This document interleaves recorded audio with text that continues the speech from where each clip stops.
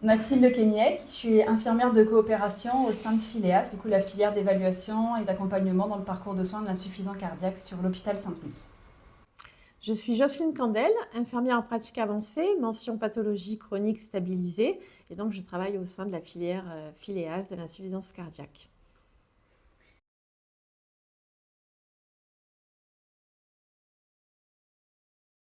Au sein de Phileas, du coup, au niveau de la télésurveillance, les infirmières libérales des patients s'occupent de la télésurveillance du coup avec la pesée quotidienne donc, au domicile du patient avec toujours voilà, dans les mêmes conditions, ça c'est vraiment important, et elles répondent également aux questionnaires des signes EPOF.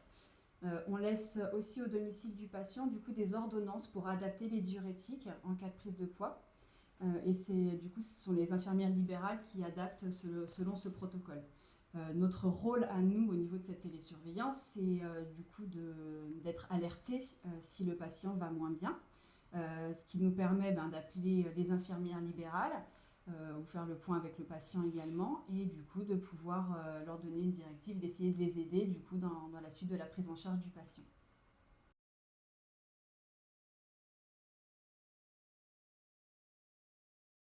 Les patients insuffisants cardiaques qui sortent de l'hôpital, on envoie un compte-rendu de leur hospitalisation à leur médecin traitant, leur cardiologue, tous les spécialistes et tous les professionnels de santé qui vont gravir autour du patient, qui vont avoir en charge le patient. Donc ça, c'est fait par courrier postal classique. Et ensuite, on utilise la plateforme Azurezo, où là, donc, c'est nous qui incluons les patients et on met tous les comptes rendus donc, en lien avec une hospitalisation ou une consultation. Ensuite, on a aussi une ligne dédiée téléphonique, donc sur des heures ouvrables du lundi au vendredi, où là, Mathilde et moi-même, nous répondons aux professionnels de santé qui ont en charge le patient.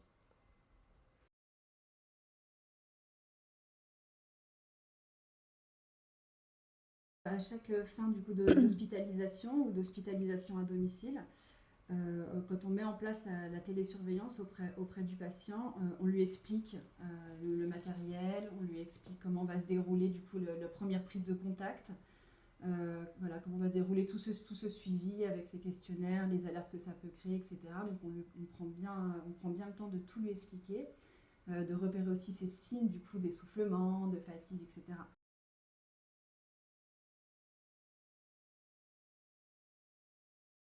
Donc on met en place le suivi en télésurveillance avec Implicity et donc il y a du matériel connecté. Donc on remet toujours la balance connectée au patient le jour de l'inclusion.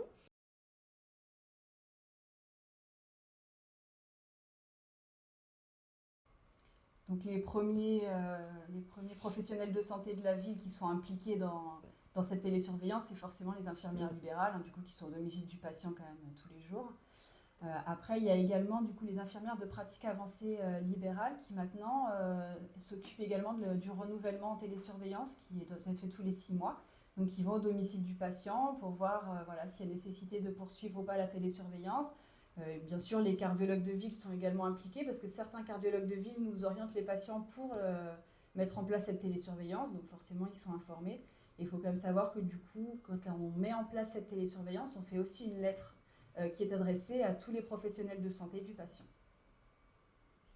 Et juste, je rajouterais que maintenant, dans la plateforme d'Implicity, on peut aussi, on a des cardiologues, bon, c'est encore peu de cardiologues, mais qui veulent participer et avoir le suivi du patient de télésurveillance. Donc du coup, on a la possibilité d'inclure le nom du cardiologue qui va avoir en suivi le patient, donc il aura accès aux données de télésurveillance. Donc ça, c'est aussi assez nouveau, mais intéressant.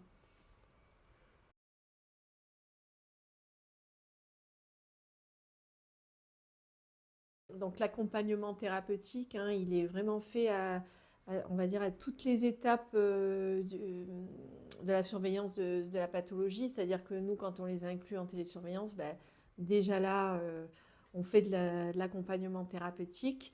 Et comme on disait, à travers les séances qui vont être faites par les infirmières d'Implicity, elles vont pouvoir aussi accentuer sur les apports hydrosodés, si c'est vraiment là que le patient a du mal à contrôler ses apports en sel, etc. Vraiment reprendre tous les signes EPOF et bien expliquer, et surtout bien leur expliquer s'il y a un changement d'un questionnaire d'une fois sur l'autre, c'est là que c'est important de nous signaler le symptôme qui ne va pas, parce que des fois, ils disent oui, bah, c'est toujours pareil, je suis toujours fatiguée, mais voilà, pour qu'ils prennent conscience en fait de leur état actuel, et s'il y a une évolution, c'est là qu'il faut réagir rapidement.